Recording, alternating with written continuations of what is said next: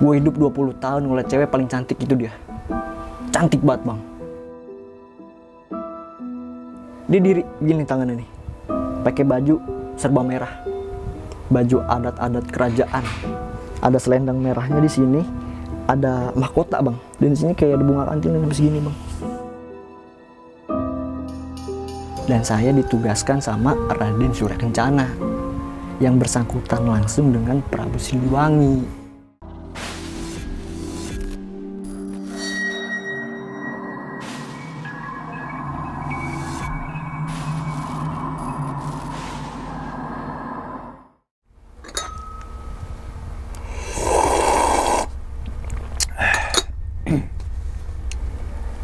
Assalamualaikum warahmatullahi wabarakatuh.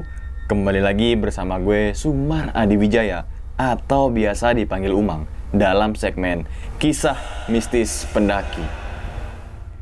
Pada video kali ini atau pada kesempatan kali ini, lagi dan lagi gue tidak akan membawakan sebuah cerita, namun menghadirkan narasumber yang pernah mengalami kejadian mistisnya, tentunya saat pendakian gunung. Di samping gue sudah ada Bang Rafli. Thank you banyak nih Bang ya. Udah jauh-jauh dari daerah Depok, Kubamas berarti. Kubamas. Parung Bingung. Iya. Dan Depok itu emang ciri khasnya Kubamas Bang ya. Iya. Yang paling menonjol itu. Paling terkenal. Selain Blimbing kan Blimbing. ada tuh Tugu Blimbing. Tugu Blimbing. Iya. Itu dekat Kubamas juga bang. Oh dekat juga Iya. kan? Oh iya. Makanya kalau kita ke Kubamas ada yang jual-jual Blimbing tuh. Nggak ada juga sih. Nggak ada juga Iya. ya? Kok kita jadi ngomongin Cuma Blimbing tubuhnya doang. Iya. Oke Bang, gimana kabarnya? Alhamdulillah sehat bang. Sehat ya? Alhamdulillah. Dan pada video kali ini nih Bang, atau Iya. pada kesempatan kali ini ya, Abang Rafli mau cerita di gunung mana nih? Di Gunung Gede bang. Gunung Gede, berarti daerah Jawa Daerah Barat ya, Jawa Barat, Bogor, Sukabumi tuh ya, Sukabumi. Cianjur tuh teman-teman semua. Pasti kalau pendaki yang Jabodetabek pasti tahu tuh Pasti pernah Gunung kenal, Gede ya, iya. Gunung Gede Pangrango. Nah, kalau boleh tahu mengalami kejadian apa Bang? Sedikit aja. Kalau bisa digambarkan itu gua disukain lah, diikutin sama penunggu di mata air di Surken. Wih, mata air surken. Iya. Lagi-lagi kalau cerita narasumber yang pernah cerita di sini, kejadian itu di Surya Kencana. Kencana. Ada apa di Surya Kencana? Mungkin teman-teman semua yang tahu dengan legenda Surya Kencana, silakan komentar di bawah ini. Oke Bang, karena udah terlalu lama nih ya kita ngomongin Iya. Kuba Emas, Blimbing gitu kan. Kita langsung masuk aja kali dalam cerita ya. Oke. Ngopi horor segera dimulai.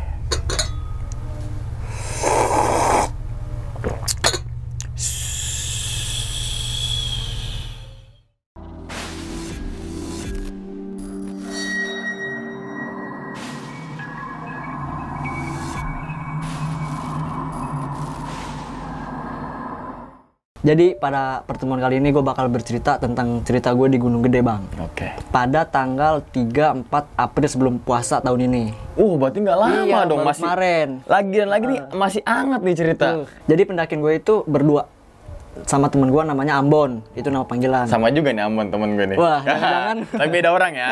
Beda orang. Ini tuh dadakan bang. Sebenarnya mau rencana itu tanggal 11-12 April. Nah kita turun malamnya terawih. Niatnya mau kayak gitu. Nah karena entah ada angin apa, teman gue tiba-tiba tuh tanggal 2 sorenya jam 5 dia bilang, nelfon gue, Pli kita naik yuk sekarang. Wah gila lu kata gue, udah kayak tahu bulet nih dadakan. Tapi gue ayuin, ayo deh kita berangkat, malam ini kita berangkat. Sore gue cari logistik, siapin barang-barang. Nah jam 9 gue jemput rumah Ambon. Kebetulan rumah gue sama dia deket, cuma 10 menitan lah. Nyampe di rumah Ambon itu hujan bang, deres.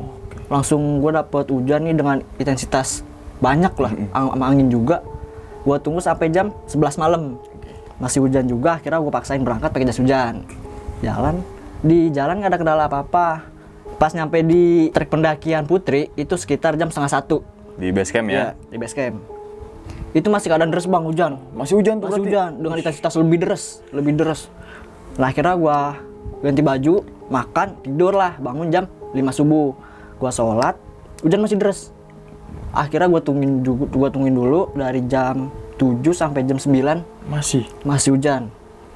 Akhirnya gua sepakat sama si Ambon ini, dia ngomong ke gua nih, gimana nih Pli, masih hujan. Ya udah Ambon, kita jalan aja yuk pakai jas hujan, pakai ponco.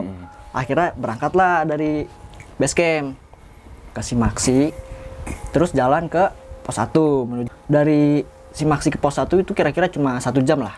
Iya. Itu nggak ada apa-apa tuh. Lanjut terus masih hujan. Nyampe di pos 2 sekitar jam 2 siang. Jam 2 siang. Nah nyampe di jam 2 itu ternyata hujan makin deras bang. Makin kagak karuan, angin, badai segala macam. Akhirnya gue buka playset, kita ngopi, nyantai di situ. Si Ambon ketemu temennya. Nah dia ngobrol-ngobrol, gue masak air. Itu hujan masih deras bang, masih deras banget. Terus akhirnya kita nunggu hujan sampai jam 2:30 sore. Kita mutusin jalan tuh. Udahlah kita jalan pelan-pelan aja. Emang keadaan udah lepek. Cuma sampai ke celana dalam bang, itu lepek semua. Sampai daleman ya? Iya, itu kacau. Menggirut. Ponco aja. Menggirut ya? Ponco aja tembus. Ponco tembus itu carrier and cover pada basah juga. Akhirnya nyampe di pos 3. Di pos 3 kita kan ada shelter tuh, pos. Nah, di situ nyantai, istirahat sebentar, cuma minum doang. Itu sekitar jam 3 lewat, udah jam 3:30 lah. Nah, dari pos itu si Ambon gue ini temen gue, dia bilang, "Duh, gue capek banget nih. Gimana kalau kita buka tenda di sini aja?" Kata dia kayak gitu. Terus pas dia bilang kayak gitu, gua kan kaget. Dia ini sering kemana aja. Loh kok tiba-tiba dia capek? Mungkin faktor hujan kali ya. Karena gua tipe orang yang mengedepankan logika dibandingkan dengan hal-hal yang kayak gitulah. Akhirnya gua jalan, gua paksa itu. Akhirnya kita mulai jalan lagi jam 3:30 sore. Jalan 3:30 sore. Nah, udah dikit lagi nyampe pos 4 itu pos apa itu namanya ya, gue lupa. Simpang Maleber. Nah, di bawahnya itu kan ada jalan. Di sini warung, ke bawah kan ada trek. Iya. Akhirnya gue buka tenda di situ bang. Oke. Ngeliat si Ambon itu udah pucat banget mukanya. Dia sendiri aja nggak kuat. Dia duduk, habis itu dia duduk begini bang nih di pohon begini nih. Aduh gue nggak kuat, bangunin gue dong. Akhirnya gue nggak mau nyari resiko lebih besar. Ya udah kita buka tenda di sini aja. Itu jam 4:30. Gue buka tenda. Itu tenda kapasitas 4, gue buka jadi kapasitas 2. Saking sempitnya trek, karena kan pos 4 nanjak terus. Iya. Gue buka tenda di situ. Dia bilang, "Ya udah, gue masuk duluan ya. Gue udah nggak kuat nih," kata dia. "Ya udah lu masuk aja istirahat." Dia pakai sleeping bag, tidur. Gue masak sambil nungguin dia istirahat. Masak, udah kelar akhirnya makan. Si Ambon makan, nah abis makan dia lanjut tidur. Sama gue tidur juga nih, ngantuk banget kan, emang keadaan basah, udah ganti baju. Gue kebangun jam 10 malam. 5 salah. Ketularan. Jam 10 malam itu gue kebangun. Nah si Ambon ini ngorok, tidur pules banget, ngantuk banget. Gue lihat dong, gue ngeri, takut kenapa. Gue buka sleeping bagnya dikit, wah aman nih bocah tidur. Gue tutup lagi, nah gue buka tenda dong. Set, nyalain kompor. Di situ gua ngopi, ngerokok lah biasa, ngangetin badan. Nah di situ juga hujan masih gerimis bang, masih gerimis juga. Terus gua ngopi santai, itu sekitar jam 11. Itu gua denger kayak suara pendaki jalan banyak, deg sembari ngobrol lah, buru-buru gitu segala macem. Tapi nggak ada apa-apa, nggak ada orang. Itu kebetulan gua jalan buka tenda di pinggir trek, harusnya nih pendaki udah lewat. Tapi kok nggak ada. Oke lah, biarin aja. Nyantai lagi, lanjut ngopi sekitar jam 11:30. Itu gue denger kayak suara pohon jatuh, gerusak, tapi jedanya lama bang. Biasanya kalau pohon tumbang itu kan gerusak, jatuh kelar ya. Itu enggak sekitar 5 menit. Gerubah, kayak apa gitu. Di situ tuh gue panik. Paniknya bukan karena mistis ya, gue paniknya karena ada apa nih gunung gede. Gue bangunin Ambon, "Bon, bangun coba." Nah dia nggak mau bangun, biarin lah. Nah abis gue masuk ke dalam bangunin Ambon gak bangun, gue keluar lagi, lanjut ngopi lagi. Ketika gue udah di luar, itu yang tadinya ada gerimis, ada pohonan saling bergesekan karena angin, suara alam, suara hewan, itu hening bang. Hening banget, hening, sampai jantung gue kedengeran tuh, deg. Oh hening banget nih, ada apa ya? Nah gak lama dari itu gue denger di belakang tenda persis kayak ada suara ketawa perempuan. Ketawanya kayak gini. Aduh. Nah, gue tetap positive thinking lah. Oh mungkin ini ayam hutan lah, kebawa angin karena saking jauhnya. Tapi pas kedua kali itu kayak bener-bener di atas gue bang. Kayak bener-bener gue di bawah, jadi kayak ngomong di atas. Lebih panjang tawanya bang. Wah bang, itu kompor gue tinggal di luar. Tapi nggak lupa gue matiin sih, gue matiin, gue langsung tutup, gue langsung gue tidur pakai sleeping bag sampai pagi. Alhamdulillah nggak ada apa-apa. Dari pos 4 ke Surken jam 8 pagi. Oke. Sarapan dulu, makan, tutup tenda, naik ke pos 5 Surya Kencana. Nah gue sama Ambon itu sepakat buat nggak muncak karena udah beberapa kali gue ke gunung itu. Oke lah, udah nggak heran lagi sama puncak gede kayak gimana kan. Ya udah kita nyari momen aja nih di sini. Kebetulan itu cuaca cerah bang. Pagi itu cuaca bagus banget, awan biru. Kemungkinan itu kalau kita naik puncak kelihatan dapat awan. Gue di Surken itu sampai jam 10 pagi. Nah gue ngambil air nih. Turun yang ke bawah itu kan ada air tuh, yang ke bawah. Iya. Sebenarnya mata air itu banyak bang, cuma gue ambil yang umum tuh di situ. Gue ngambil sendiri, tumben bang. Itu pendakian gue weekend, harusnya kan rame banget emang dari jalur juga. Nah, tapi gue ngambil air itu sendiri. Harusnya kan itu jalur orang ngambil air rame, macet biasanya nungguin air, nungguin orang. Itu gue sendiri. Kok tumben nih, gue sendirian ngambil air. Udah biarin lah, ngambil 2 botol. Nah kan ada batu kecil tuh. Iya. Di sini mata air, di sini ada batu kecil. Jalan naik ke atas. Nah pas ada naik ke atas gini kan tuh, naik ke atas dikit, kayak gue ngeliat di ekor mata gue kayak ada cewek duduk bang, pakai baju merah, duduk biasa aja kayak gini nih duduk. Nah abis kayak gitu kan gue langsung tengok kan, kok nggak ada. Udahlah, pas gue mau jalan depak sekali, tak di kuping gue tuh denger banget, bener-bener jelas bang, cewek ngomong bahasa Sunda, abdi gabung, yang artinya tuh saya ikut. Wah gue pikir kan apa nih, padahal gue nggak berbuat apa-apa kan. Akhirnya gue hiraukan lah, gue tetap positif thinking aja. Mungkin kayak ada Surken itu kan rame. Gue jalan sama Ambon, turun lah, sepakat sama Ambon buat turun pulang. Itu gue pulang sekitar jam 11:30 sampai di itu pintu masuk Surken yang di barat. Udah jalan nggak ada apa-apa sampai bawah, biasa aja cuma capek-capek. Nah singkat cerita, sampai rumah nih gue masing-masing. Ambon sampai di rumahnya, gue sampai di rumahnya itu sekitar tanggal 4 malam. Tanggal 4 malam. Nah pas besoknya nih tanggal 5 pagi tuh gue sakit bang. Gue langsung sakit. Awalnya malamnya gue sehat, nggak apa-apa. Gue sakit, itu gue panas banget bang badan. Itu gue pakai pengukur suhu aja hampir 40. 39, sekian. Nyokap kan panik. Karena emang lagi musim pandemi kan. Iya. Bokap pikirannya udah yang enggak tuh. Corona Iya. ya. Gue cek ke dokter. Kata dokter, gue nggak ada sakit apa-apa. Nihil. Kata dokter tuh, kok badan tapi panas. Tapi nggak ada penyebab apapun. Itu gue ngerasain mual bang. Pusing, mual, itu kayak, nggak karuan dah. Sampai gue akhirnya pulang ke rumah itu cuma dikasih obat penurun panas doang. Pas besoknya lagi, tetap gue masih panas selama seminggu bang. 7 hari, bener bang. Bener ya? 7 hari. Ya? 7 hari bener-bener pas genap 7 hari tuh kok gue nggak sembuh-sembuh. Masih panas bang? Masih panas. Itu gue udah 3 kali ke dokter bang. Dan sama? Masih sama juga. Sampai gue di swab juga tuh.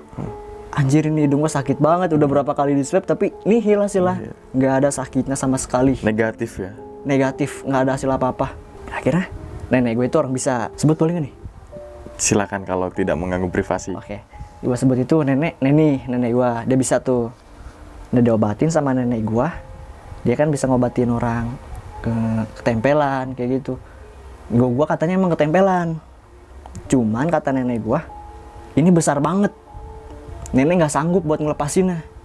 Akhirnya diganti dong sama adiknya nenek gue. Diobatin juga tuh bang, kaki gue dipincet. Ya pokoknya pakai obat kayak gitulah. Dia bilang juga ada yang ikut nih. Dia bilang dia bisa berinteraksi nih yang adiknya nenek gue. Ini mah yang ikut penjaga bunga Edelweiss sama yang jagain di mata air Surya Kencana. Kok bisa ngikut? Dia nanya balik ke gue, emang lu ngapain tong di sono? Berbuat apa? Nggak berbuat apa mak, biasa aja tadabur alam, nikmatin keindahan. Udah dikasih air, disuruh minum. Pas besoknya masih panas juga bang. Berarti hari ke-8 ya? Hari ke-8 masih panas juga. Terus ada kumpi gue, nyokapnya nenek. Iya, dia bisa juga ngobatin juga, disembur lah ibaratnya. Disembur, dibacain mantra-mantra lah. Iya nih, gede banget yang ikut. Faktor usia kan kalau ngobatin kayak gitu kan harus ada tenaga juga bang. Betul. Iya. Nggak sanggup. Nggak sanggup juga? Nggak sanggup juga. 3 orang nggak sanggup bang. Terus ada abang ipara nenek gua di Limo, rumahnya di Depok juga. Dia ngobatin gua, mincet kaki juga. Wah iya nih bener, ada yang ngikut, cuman keras katanya, susah buat dilepasinnya, buat dihilanginnya. Itu 4 orang bang, nenek, adanya nenek, kumpi, sama abang ipar nenek. 4 orang kagak bisa ngobatin gua bang. Akhirnya dapat rekomen dari si Ambon, teman gua yang naik itu. Gua ngomong dong ke dia, Bon, gua sakit nih, udah seminggu lebih semenjak pendakian kita minggu lalu ke Gede. Gua udah diobatin juga ke dokter, nggak ada penyakitnya. Terus gua sama nenek gua di penyakit pengobatan alternatif nggak ada sembuh juga, nggak bisa juga.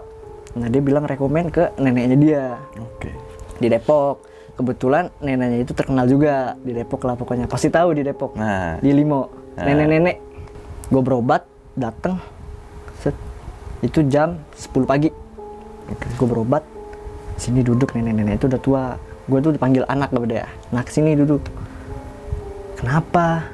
Ini mah udah seminggu lebih sakit panas semenjak pendakian sama Ambon turun dari Gunung Gede. Oh yaudah sini diobatin. Gue merem tuh bang, duduk sila. Gue duduk sila, gue muntah darah bang. Gue bener-bener muntah darah kayak orang mual tapi gue keluar darah bang. Wah kata gue, udah dong kata dia, jangan kosong. Akhirnya gue bacaan, istighfar lah segala macem. Kata dia, gue pingsan, nggak sadarkan diri tuh pas habis gue muntah. Gue emang ngeliatnya tuh gelap, udah gue nggak sadar lagi. Pas gue sadar lagi tuh gue udah tiduran, terus disuruh duduk lagi, coba sini duduk lagi, ini belum pergi orangnya. Gue muntah darah lagi, tuh badan udah lemes banget bang, udah kayak, udah kadang ada tulangnya lah, lemes banget seorang orang lemes. Terus kata dia, ini udah pergi orangnya, cuman bisa disuruh pergi, ada syaratnya. Dia harus kamu makan bunga katanya. Bunga apa nih? Gue nanya dong. Bunga kantil. Kata dia, sebelum itu dia bisa berinteraksi ini si neneknya. Si yang ngikutin gue itu namanya, boleh disebut nggak nih bang nama penunggunya? Silakan. Nama penunggu di Gunung Gede itu Putri Tanjung Biru. Dia ngaku sama si nenek yang ngobatin gue itu, sumpah gue sampai sekarang masih merinding gue denger itu. Dia suka sama gue gara-gara katanya anaknya, ya padahal gue kalau gue akuin gue Islam tapi ya ibadah gue masih nggak terlalu mulus lah dibilangnya. Kata dia tuh ini anaknya rajin sholat, enak. Akhirnya mau apa emang ngikutin dia, ya saya seneng sama dia. Tapi ada tapinya bang, dia mau ngikut itu bukan ngasih keuntungan buat kita. Dia minta sama gue itu minta makan setiap bulan. Dia minta kalau misalnya dia ikut gua ya, dia minta itu makan gua daging 2 kilo mentah. Itu dikatanya buat makanan dia sebulan 2 kilo mentah melalui gua. Bukan kita taruh di sini terus saripatinya lah kan biasanya kalau yang tak kasat mata kan makan saripati ya. Itu enggak bang, melalui gua. Wah kan gua mikir juga kan, aduh disuruh pergi aja mak, bisa nggak? Oh yaudah bisa, suruh pergi. Akhirnya gue dikasih lihat nih sama si mak ini. Mau lihat nggak? Dia cakep banget loh. Gue ragu dong. Ya udah boleh deh mak. Tapi merem bang. Keadaan merem, gue ngeliat. Coba merem tangan si mak tuh di sini gue. Gini, gue duduk sila. Cantik bang. Gue hidup 20 tahun ngeliat cewek paling cantik itu dia. Cantik banget bang. Posisi gue kan sila begini nih, di bawah balai. Biasanya kan kalau orang dulu ada balai tuh. Dia diri sekitar 2 meteran lah. Tinggi bang orangnya. Tinggi. Dia diri gini tangannya nih, pakai baju serba merah, baju adat-adat kerajaan. Ada selendang merahnya di sini, ada mahkota bang. Mahkotanya warna emas dan di sini kayak ada bunga kantil sampai segini bang. Tapi bang pas gue liat itu taringnya panjang banget bang. Sampai kalau denger itu taringnya tuh giginya bang sampai segini bang, setengah perut. Itu taringnya dia doang. Akhirnya gue nggak kuat, gue pingsan lagi ngeliat kayak gitu. Tuh gue nggak sanggup banget ngeliat kayak gitu. Sebelum dia pergi ini, pas gue pingsan, si neneknya ini berinteraksi sama dia. Emang dari mana? Dari Gunung Gede. Saya suka sama laki-laki ini dan saya ditugaskan sama Raden Surya Kencana yang bersangkutan langsung dengan Prabu Siliwangi. Jadi kata si nenek itu, ini yang ngikutin gue itu ya bisa disebut kalau kita ajudannya lah, yang disuruh amanah buat ngejaga mata air di Gunung Gede. Dayang lah ya. Iya kayak gitu, suruh ngejaga bunga Edelweiss. Nah itu dia yang ngejagain bang semuanya tuh. Dia di Surya Kencana. Gua akhirnya kan ya udah disuruh pergi, dia mau tuh pergi dengan syarat gue makan bunga itu bang. Kantil. Iya, akhirnya ya mau gimana lagi, yang penting dia pergi nih. Daripada dia ngikut gue setiap bulan gue makan daging mentah, kan mending gue sop kan enak ya, bikin sop rendang. buntut. Iya kan enak. Sumsum. Masa buat dia kan sayang-sayang banget, gitu daging mahal kan. Iya bener. Akhirnya gue suruh pergi tuh minta tolong sama si nenek-neneknya, emaknya. Suruh pergi aja mak, udah gak kuat nih badan, sakit banget. Disuruh pergi, dan gue pulang dari situ sembuh langsung bang. Langsung sembuh. Berarti sekitar 9 hari ya? 9 hari langsung sembuh gua. Pulang dari perobatan ini, gua pulang ke rumah itu sekitar jam 2-an, jam 2 siang. Nah sekitar asar lah, gua udah sehat banget. Gua udah kayak biasa lagi, udah nggak panas, obat juga nggak minum. Padahal banyak banget obat dari 3 dokter. Ya udah sembuh kayak gitu aja. Pas gua mau ngajakin ketemu Ambon nih, Bon kita ketemu yuk, gua mau cerita nih tentang yang gua alamin pendakian sama lu. Ayo di mana? Akhirnya di rumah dia. Ternyata bang, sebelum pendakian gua ke Gede sama Ambon, gua Desember tahun 2020 sama dia juga nih. Ternyata dia udah kena juga di tahun 2020 akhir, tanggal sekitar 27-28 Desember dia kena juga kayak gitu bang, persis. Sama persis. Disuruh makan daging 2 kilo, dia syarat buat biar perginya makan bunga kantil. Dan dia ketawain gua di situ. Wah, berarti nular nih ke gua kan, si Ambon lu ada bisa-bisanya nih dia ngedapetin lu nggak bisa, mau ngedapetin gua. Dan sampai sekarang gua banyak yang ngajakin naik bang, ke Gede yuk, ke Gede. Ntar dulu, bukannya takut, cuma buat ngilangin rasa itulah, trauma ya? Buat ngelupain lah, iya. Trauma sih nggak, tapi ngelupain hal itu. Agak lupa aja, biar ketakutnya kan kalau kita suges di gunung kan ada aja, jadi gampang masuk. Iya. Betul. Akhirnya gue masih vakum sih sampai sekarang. Kalau buat ke Gede ya. Kalau buat ke yang lain bisa lah. Kalau ke Gede, ntar dulu deh. Up dulu. Gitu aja cerita gue dari pengalaman gue sendiri naik ke Gunung Gede tahun ini sebelum bulan puasa kemarin tanggal 3-4 April.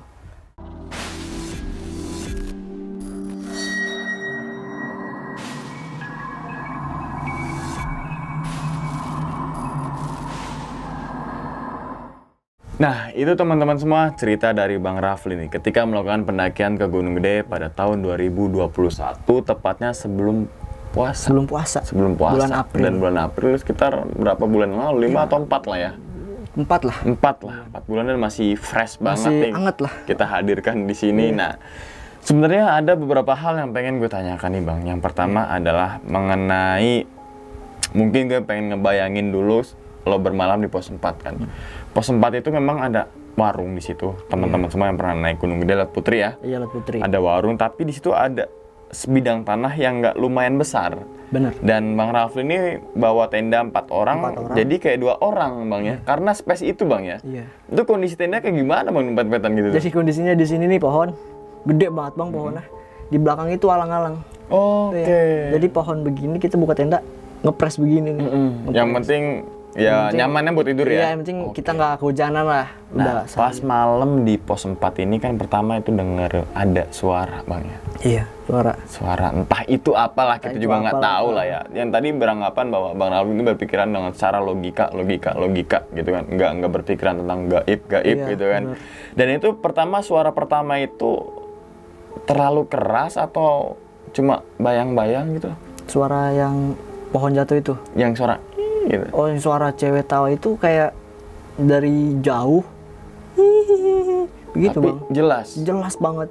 Jauh tapi kayak di kuping. Oke, Iya. gue ngebayangin sih. Oke, gue baru nangkap. Dan itu 2 kali ya? Itu 2 kali. 2 kali Yang dan pertama kecil, yang terakhir kedua itu lumayan kedengeran banget, lebih kenceng lagi dan lebih jelas. Oke, ya. Dan ada lagi pas bermalam di pos 4 itu, bahwa ada kayak suatu pohon yang memang mau jatuh. Udah jatuh sih kayaknya. Udah jatuh, tapi kan seharusnya kalau pohon boom, Harusnya sekian detik. Karena Karena pohon itu kan berat Bang ya. Iya, berat. Tapi itu sekitar berapa menit? Itu sekitar ada 5 menit bang. Jadi kayak Serak gubrak. Oh, kayak jatuh gitu kali. Iya, iya kayak gitu. Nah pas gua sekalian ke surken nih, gua lihat dong. Iya, pas paginya ya. Kiri, iya. Ibaratnya gua nge-review nih, apa sih bekas semalam jatuh. Tapi nggak ada apapun bang. Nggak ada suatu bekas pohon tumbang. Apa kayak jurang longsor itu nggak ada bang. Nggak ada. Nggak Berarti ada. masih ya tok gitu aja ya. Aman aja, nggak ada apa-apa kelihatannya. Ganjilan lagi. Dan memang dengan suara seperti itu gue juga yakin itu suara pohon gitu. Iya. Karena benda besar kan Iya, gitu benar. kan ya. Dan memang semak-semaknya kayak ketiduran itu enggak. Kokoh gitu. Itu semuanya kokoh. Seakan-akan nggak ada Nggak kejadian terjadi apapun ya. apapun, iya. Oke, gue ngebayangin lagi siap. Kalau emang seakan itu pohon jatuh ya bang, harusnya kan gubrak-gubrak makin kecil suaranya, karena ini posisinya kan ke bawah. Itu sama bang suaranya, nggak ada pengurangan atau penambahan suara itu. Tetap gubrak. Oh, iya. Nggak ada apapun. Dan situ nggak ada tenda pendaki lain ya? Gue sendiri. Iya. Di pos 4 trek itu gue sendiri satu tenda. Karena nggak ada juga ya pendaki yang bermalam pos 4 Iya. kecuali darurat. Darurat. Dan tumben-tumbennya juga Ambon tuh pucet Kenapa mukanya. nih tuh Iya. dari idenya aja, biasanya dia sering semangatin gua. Selalu ayo dong semangat, dia sendiri yang nggak semangat. Iya. Dan ingat teman-teman semua nih ya, ini bukan Ambon temen gua, tapi ada juga Ada lagi. Ambon, nggak cuma satu namanya. Ambon versi nah, gua. Nah, dan mungkin kayak mukanya kayak Ambon juga sih, ya kan? Nggak juga. Nggak juga sih bang. Nggak juga. Dia kagak ada keturunan Ambon. cuma nama tongkrongan lah ya, nama tongkrongan. gila. Ada lagi yang masalah gue sangat tertarik dengan yang pengen gue tanyakan di Surken itu sih bang. Di Surken kan sebenarnya banyak mata air. Harusnya. Iya kan? Dan sebelum tahun 2013, 2012 tuh selokan sebelah kiri tuh air semua tuh. Air semua. Sekarang kan bermuara di bawah dekat goa tuh. Iya, ya. betul, yang ada Dan goa. situ kan teman-teman semua yang umumnya banyak kan di situ. Dan ada suatu batu. Iya. Nah pas ngambil itu bang, tuh ada bisikan. Sebenarnya Pas mau naik. pas mau cabut lagi. Iya. Pas mau naik tuh ada bisikan. Nah gitu. Jadi pas gua udah kelar ngambil air nih, udah cukup mau jalan nih. Kan emang dia agak nanjak gitu ya. Iya. Nah pas tanjatan itu bang tuh, jadi sebelumnya gua ngeliat kayak ada orang duduk serba merah juga, duduk begini. Nah tapi itu dari ekor mata gua. Iya. Pas gua tegesin, set, nggak ada. Dan itu tumben banget gua ngambil air sepi. Padahal Biasa. itu banyak pendaki. Iya, biasanya rame. Biasanya macet. Iya, Ngambil air macet. antri Sampai biasanya. bermenit-menit lah, setengah jam lebih. Itu gua sendiri. Dan itu yang tadi kan berwarna merah. Itu belum kelihatan detail bang ya. Iya. Kelihatan detail nanti kas turun itu ke neneknya Iya, si pas Ambon, diobatin. neneknya Ambon. Nah, singkat cerita lagi karena gue pengen tahu banget pas penyembuhan nih bang. Penyembuhan nih. Bahwa ada 4 orang 4 orang. yang sama-sama dibilang tuh energinya gede. Iya. Ya. Dan itu pas itu Bang Rafli berpikiran kalau itu sosok adalah yang disurkan bukan? Nah, gua nggak ada kepikiran di situ, Bang. Nggak ada. Sedikit pun. Pokoknya gua menganggap itu, wah, jangan-jangan gua positif pandemi nih, Oh virus. iya, virus. Karena kan tuh lagi tinggi-tingginya lagi ini ya. tinggi-tingginya Iya, tuh angka iya, Covid. iya. Dan ternyata diusulin sama neneknya si Ambon yang mungkin anak-anak Limo nih Depok Limo, tahu lah tahu namanya yang beliau buka siapa ya. pom bensin, Kang. Nah, pom bensin Iya. kasih clue-nya lagi. Komen gue juga misalkan nih bersilaturahmi. Dan ternyata menurut beliau itu adalah sosok bernama Putri Tanjung Biru. Putri Tanjung Biru. Wah, kenapa dia berwarna merah ya? Nah, itu dia. Iya kan? Iya. Dan saat itu Bang Rafli ngeliat detail itu ketika ditawarin sama nenek Ambon ya. Iya, Mau tawaran. lihat gak? Mau lihat atau enggak? Dikasih penawaran itu ada 2. Mau dibiarin dia ikut sama kamu apa jangan? Saya bilang nggak usah, Mak. Suruh pergi aja. Masa kayak gitu ngikut saya? Kalau cewek beneran nggak apa-apa lah. Iya. Dan ternyata pas dilihat tuh pakai gaun. Gaun Bang ya? Gaun kayak baju kerajaan gitu, Bang. Wih. Pasti tahu lah. Baju kerajaan yang merah khas Jawa, Bang. Selendang, mahkota, dan ada bunga Kantil kanan kiri tuh. Dan itu bener-bener mahkota tinggi, Bang.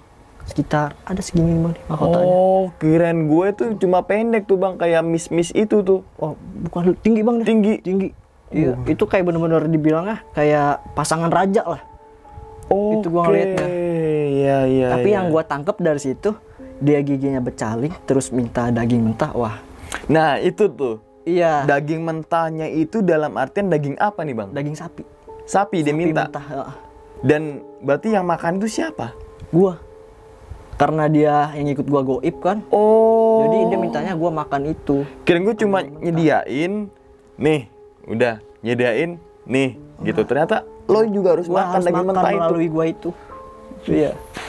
Jadi dia minta pokoknya 1 bulan 30 hari itu harus ada daging 2 kilo minimal. Dan itu bisa nambah Daging mentah sapi. limosin kali. Oke, Iya, sapi dan melalui pas gua.